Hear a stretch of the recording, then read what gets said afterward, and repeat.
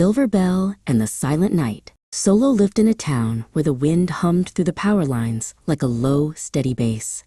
He was just a teenager with a voice like a silver bell and a heart full of unwritten songs. Every evening he sat on his front porch with a battered acoustic guitar, singing to the crickets and dreaming of a world that hadn't yet heard his name. The change began with a single video. Koda, a man who spent his life searching for hidden sparks, happened to be passing through town.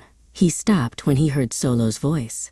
Koda held up his smartphone, capturing the raw, honest talent of the boy on the porch, and shared it with a world that was always hungry for something new. Within weeks, the porch was replaced by a stadium. Solo was thrust into a world of blinding white lights and deafening screams. He stood in the center of the universe, a microphone in his hand and a crown of expectations on his head. Every note he sang was met with a roar that shook the very ground beneath his feet. But the roar didn't stop when the music ended. The world wanted more than just his songs. It wanted his secrets, his smiles, and his soul. Solo couldn't walk down a street without being chased.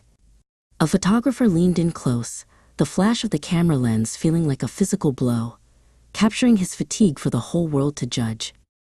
Gold records lined the walls of his penthouse, but the metal felt cold to the touch. Solo sat on the edge of a bed that was large enough for 5 people, but only ever held one. He realized that the more people shouted his name, the less he actually knew who the boy named Solo was anymore. The pressure began to turn into a quiet, simmering rebellion. Solo felt like a bird in a gilded cage, so he started to peck at the bars. He argued with Koda, his voice no longer a silver bell, but a jagged edge. He wanted to feel something, anything that wasn't part of the script the world had written for him. One night, the rebellion went too far. After a series of reckless choices and loud mistakes that played out on every television screen, Solo found himself alone. He sat on a cold stone curb under a flickering street lamp, his head in his hands. The crown of fame had become a heavy stone, and for the first time, he couldn't hear the music at all.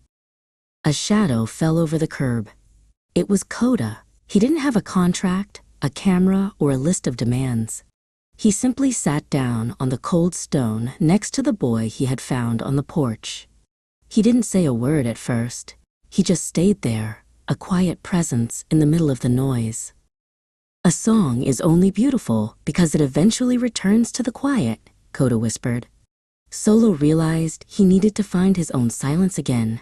He stepped away from the stadiums and the flashes.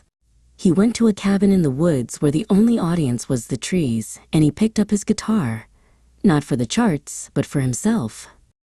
Eventually, Solo returned, but he was different.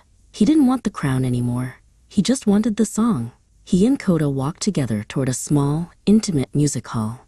He still had the voice of a silver bell, but now he knew that the music was only true when he was brave enough to be the boy from the porch.